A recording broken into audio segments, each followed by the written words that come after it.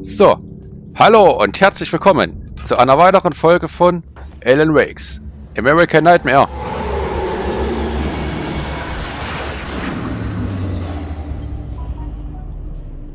Das verdammte Licht ist schon wieder kaputt. Ich bin mit meiner Begrüßung noch gar nicht richtig fertig, jetzt kommen schon welche. Das ist wirklich eine Frechheit. Habt ihr denn keinen Respekt? Nein, natürlich nicht.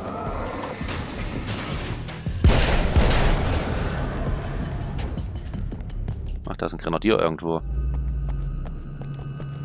Grenadier. Oder? Das war wahrscheinlich noch die Granate, die er auf mich geworfen hat. So, ich muss mal kurz was gucken. Zack. Zack. So. In der letzten Folge haben wir ja wieder einmal den Bordturm zerstört. Haben die Geschichte allerdings durch die Zeitschrift ein bisschen verändern können. Allerdings ist Emma trotzdem gestorben. Sie hat zwar auf uns gehört, aber das Böse hat einen Weg gefunden, sie ja trotzdem zu töten. Allerdings können wir jetzt durch die Informationen, die wir es vom letzten Mal haben, das Ganze natürlich nutzen, um diese Kamera jetzt schon zu holen. Theoretisch natürlich auch klar, die Kühlflüssigkeit jetzt schon einzuleiten zu machen, weil wir ja wissen, was passiert. Damit wir natürlich dann das Signal besser empfangen können. Dass wir dann mehr Informationen haben. Dass die Waffe dann was bringt. Damit wir Mr. Scratch aufhalten können.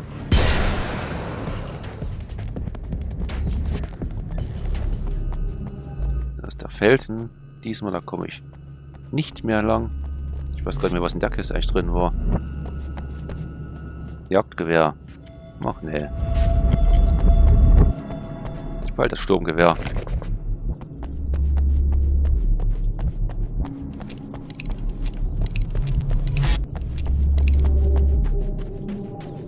Ja, das Licht lasse ich nochmal kurz an. Das hat in der Zeit eben durchläuft und man hat gespeichert und hat sich gesund gemacht, ehe das wieder flackert, sag ich mal. Ach verdammt, ich Idiot. Da unten war doch das Auto dieses Mal. Ich verstehe zwar nicht, warum das Auto dieses Mal da unten steht, aber na gut. Mist, jetzt hat er gespeichert. Naja, gut. Bis ich wieder oben bin, flackert das Licht trotzdem.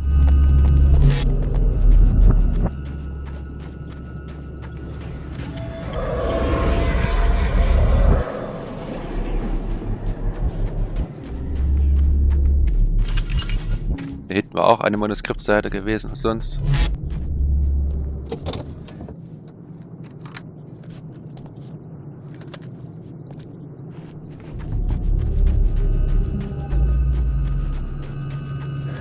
Doktor, ich bin auf dem Weg. Die Vögel auch.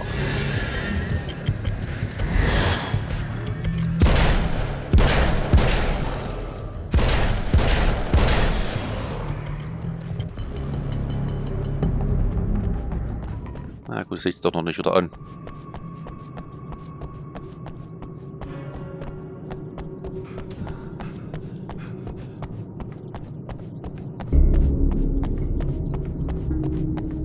Hier sind keine Spinnweben dieses Mal. Oder nicht mehr.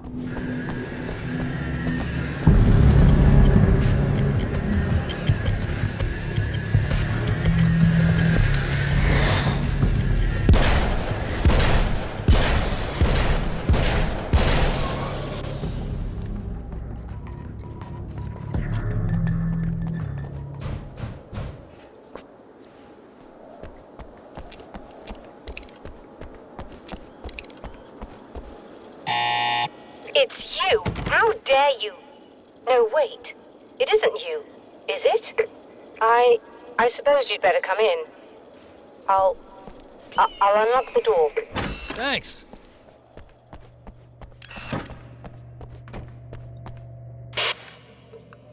I know what you're thinking. evil twin, supernatural powers. But most of the time, I just like to keep things basic. I want you to understand that.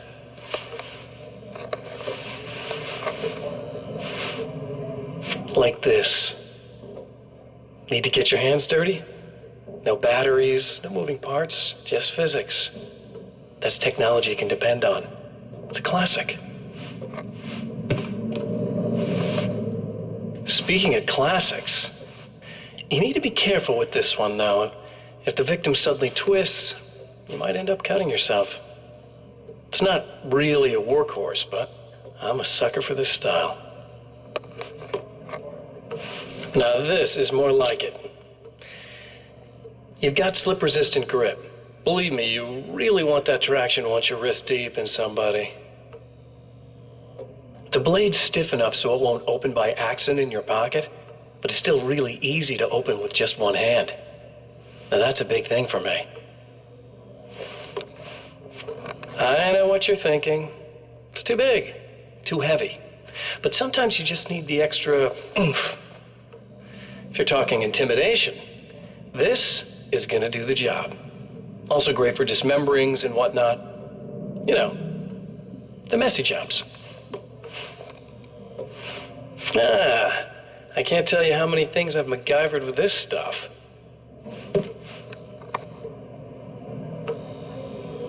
Okay, now, guns. Not a big fan. I mean, how are you supposed to really connect with somebody with a bullet? I want you to understand that. I take pride in what I do. We can't both be worthless hacks, can we? Ich bin kein Nichtsnutz. Kein Nichtsnutz und kein Tu nicht gut. You'll have to forgive me, but this feels very strange. It seems like this has all happened before. I have the replacement part for your telescope, Doctor. All right. Let's get it installed. Mach hin! Also hält die Hand wirklich immer so komisch.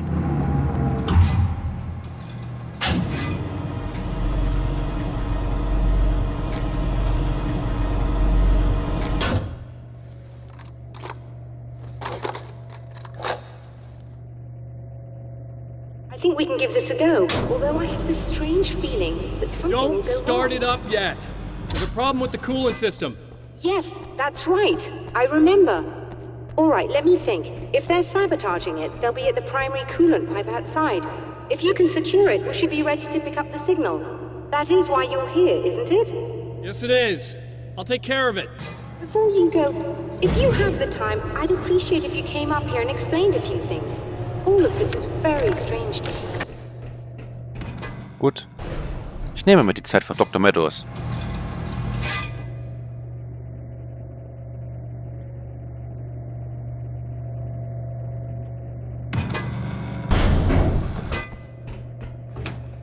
Hello. I don't quite know what's going on, but I seem to remember having had this encounter before. It's not deja vu, Doctor. This has happened before. We're caught in a time loop. That's utterly insane. How could that be? I can't really explain it. I suppose I could call it magic. I don't believe in magic. Neither do I, but I can't argue with what I've experienced. Listen, what matters now is the signal. The last time we only caught a part of it. I need the rest of it. Whether you believe me or not, you want to look into this as much as I do, right? Yes. All right. I realize that you have trouble believing this. That's an understatement. I can't deny that what you say resonates with me on some level I don't pretend to understand. But for all I know, I'm simply delusional. But it's not just you. I've experienced the same thing as you. Doesn't that prove something, at least? Maybe. On the other hand, given your appearance, and the fact that you're trying to convince me that I'm not insane, perhaps you're merely a hallucination that accompanies my delusions. You're not having a psychotic episode, Doctor. For what it's worth, I'm a skeptic by nature. I completely understand your reluctance to believe me. There are people caught so deep in their psychosis that they retroactively manufacture memories and beliefs that conform to the situation at hand. Sure, but you have to stop second-guessing yourself at some point, if you want to get something done. nichts weiter. Also können wir jetzt unsere Aufgabe erledigen.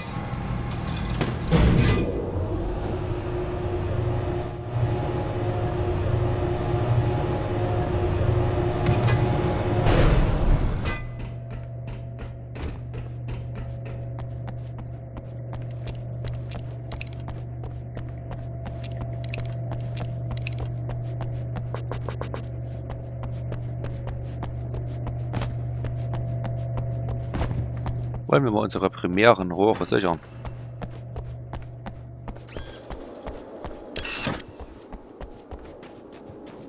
Wobei wir natürlich dieses Mal einen anderen Weg einschlagen müssen. Geschweige denn woanders hin sollen jetzt.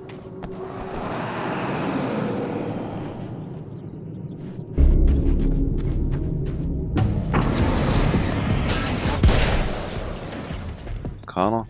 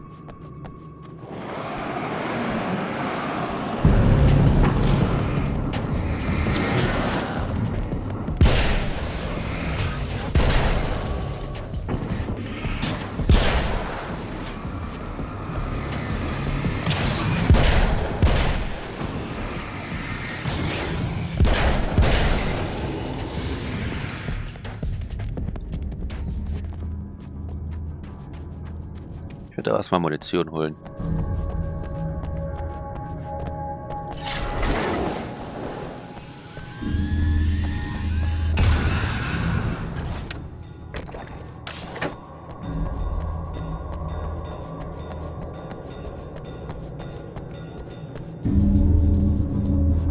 Jetzt sehe ich ja niemanden. Na gut. These beings hate the light, am I correct? You should be able to turn on the lights and secure the area that way. All right, I'll start looking for the signal. Please, head back.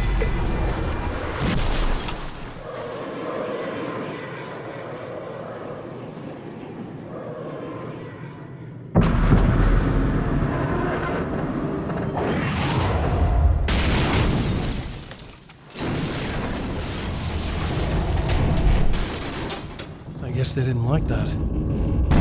Nein, das hat ihnen wohl nicht gefallen.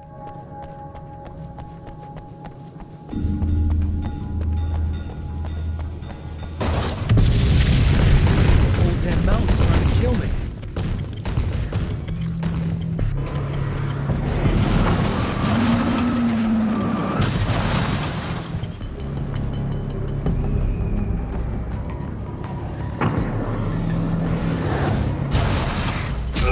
Oh!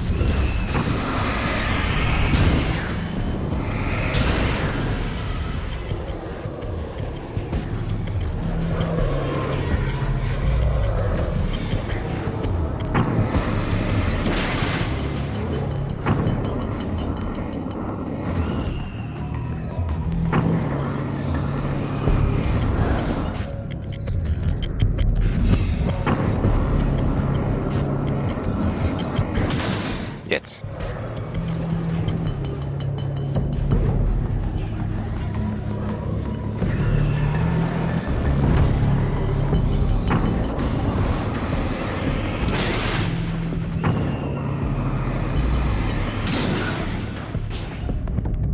Das war's mit dem Poltergeist.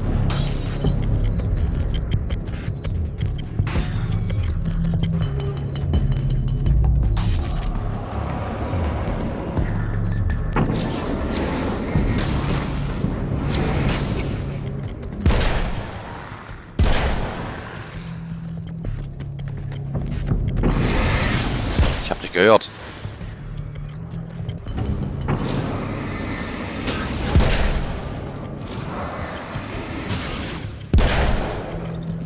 Oh.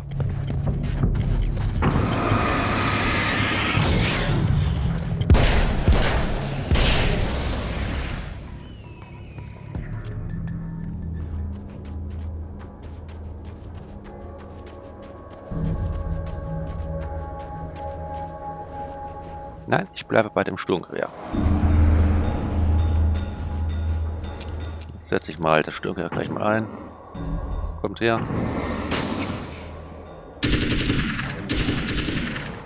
Ich werde dann wahrscheinlich doch die Shotgun nehmen.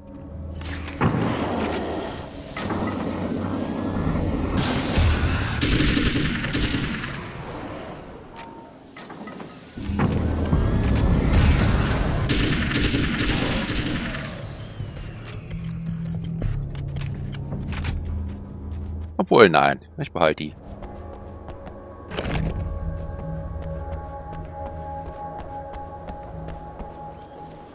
Oder? Nein, doch. Ich weiß, das ist nicht schön, dieses Umentscheiden, aber im Nachhinein denke ich mir, ich werde dich mitnehmen. Ich werde dieses ab bis zum Schluss behalten.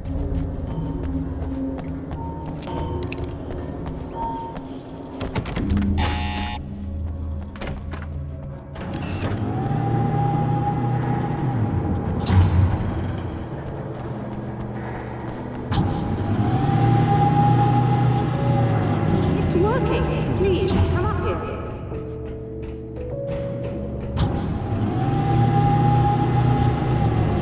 Erstmal Munition mitnehmen.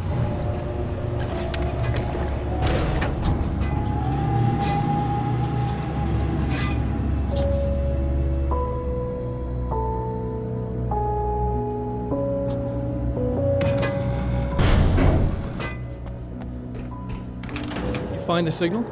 Yes, I don't think it's quite the same thing we had, the last time. Still, we're definitely picking it up. Are we getting the complete signal now? I'm afraid not. Take a look at it yourself. I'm printing out a hard copy now. I'd like to ask you a question or two before that, though. If you don't mind. What's on your mind, Doctor? Most people would find these events extremely disturbing, provided that they survive these creatures, that is. You seem to be quite adept at dealing with the situation. Why is that? Yes, I was involved in... It's a complex story. I was in this small town, and a horrible thing from another dimension kidnapped my wife and manipulated me into writing this horror story that came true.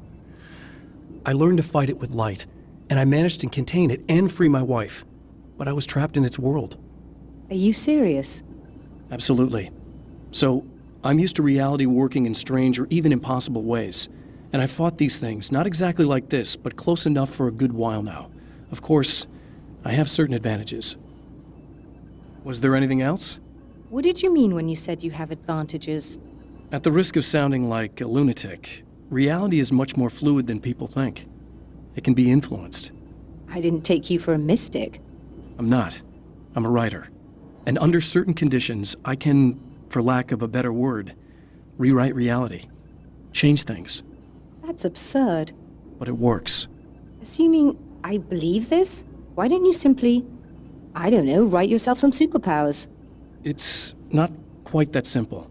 You need to follow certain laws of drama, I suppose. You need to think about consistency and symbolism. Often what you write isn't anywhere near as important as what you imply. There are things out there that will take advantage of your mistakes. You really believe in this? Don't look at me like that. You've experienced some of this yourself. I will gladly admit that something exceedingly strange is going on. But this idea that you're somehow altering reality with your writing is ridiculous.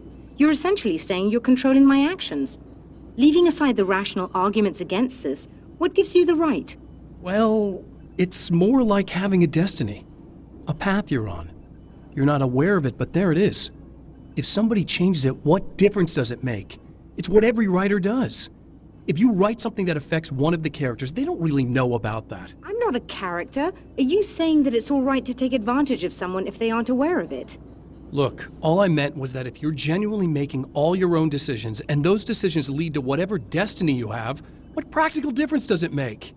I suppose that depends on whether our destinies are determined by things like physics and probabilities, or natural reality, which is presumably neutral and impartial, or by some kind of an intelligence. If it's the latter, that intelligence makes choices based on some criteria. If we suffer as a result of those choices, there's a moral and ethical element involved, regardless of whether we're aware of its manipulations. Wouldn't you agree? You're taking this very well. I thought you'd be hangry. I suppose I would be if I thought you could actually do this.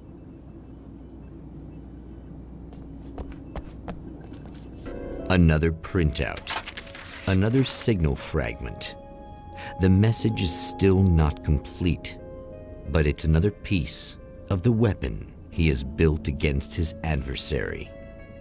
Mere words on a piece of paper, but in the right hands, they will hold back the darkness.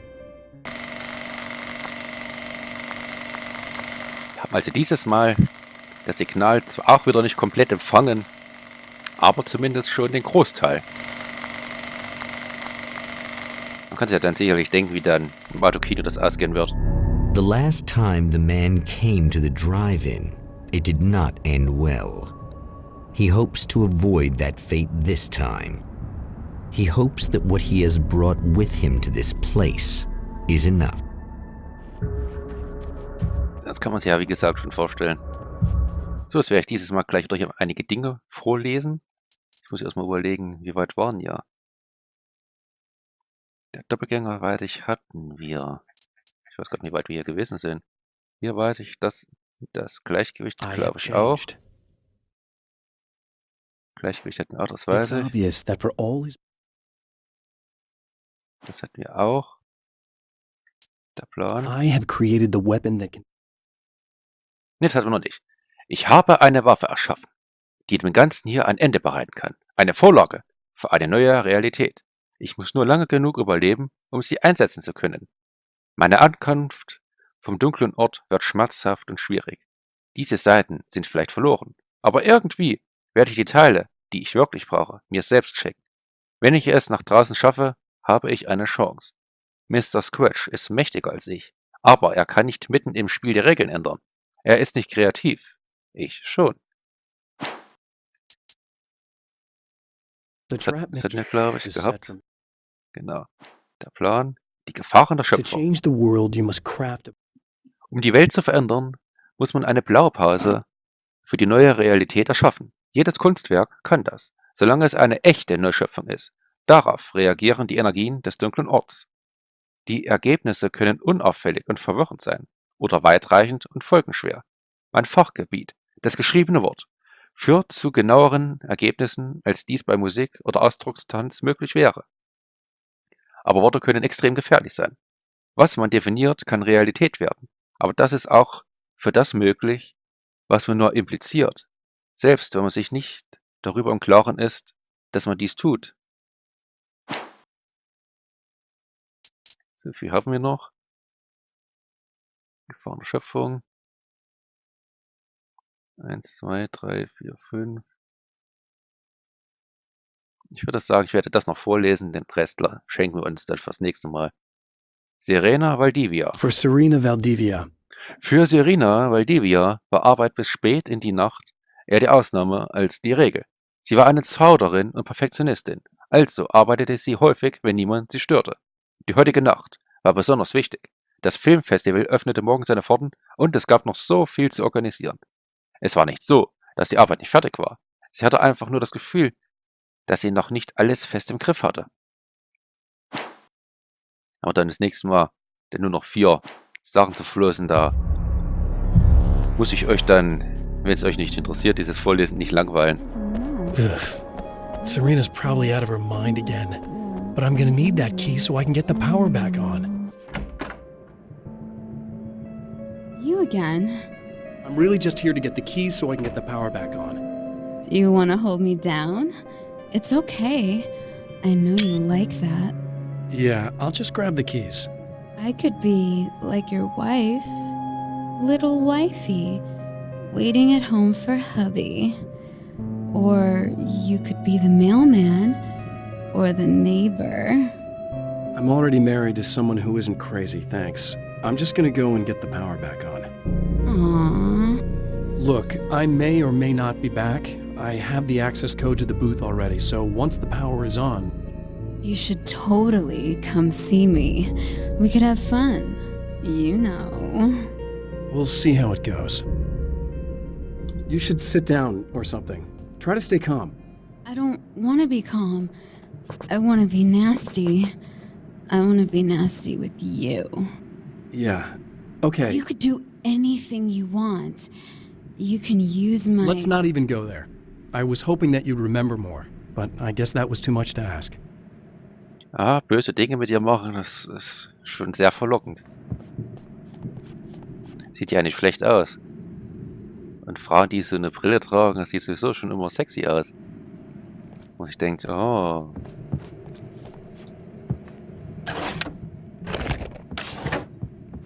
I was about to do the weather, but I see we have a caller. Hey, you're on the air with Eddie. What's up? Hey, Eddie, it's Ricky. You talked about fate before. You think about that a lot? Not a lot, to be honest, but I take it you do. Oh, yeah. Oh, yeah. Any conclusions you'd care to share, Ricky? Well, we've got free will, right? That's in the Bible and everything. Yeah, right, sure. So free will, right? Am I right? I mean, if we can do what we want, how can there be fate? I mean, you don't know what's going to happen next, so there's no fate. There's just people doing stuff. Well, I don't know, Ricky. I don't suppose you have considered the possibility that we're all here in the service of a greater purpose, incomprehensible to us, and that what we take to be freedom is nothing more than the move of a pawn on some cosmic chessboard, limited in scope, subject to the whims of unseen players, existing only for their entertainment. Or perhaps we're just a twisted reflection of actual events that can happen elsewhere. Could it be that such is life in Night Springs? Dude, what? Food for thought, Ricky. Food for thought. Ja, ihr seid nur Spielfiguren für uns. Ich komme wieder, keine Frage.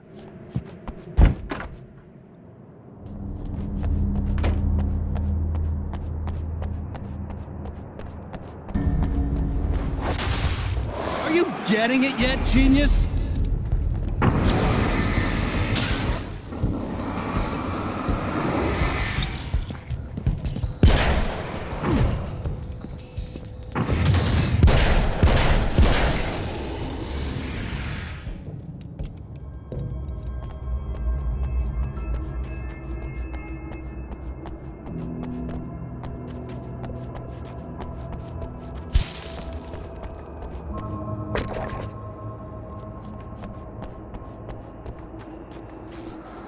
Kontrollpunkt erreicht. Und an dieser Stelle werde ich jetzt auch die Folge beenden, weil es sich jetzt für mich nicht lohnt, weiterzuspielen.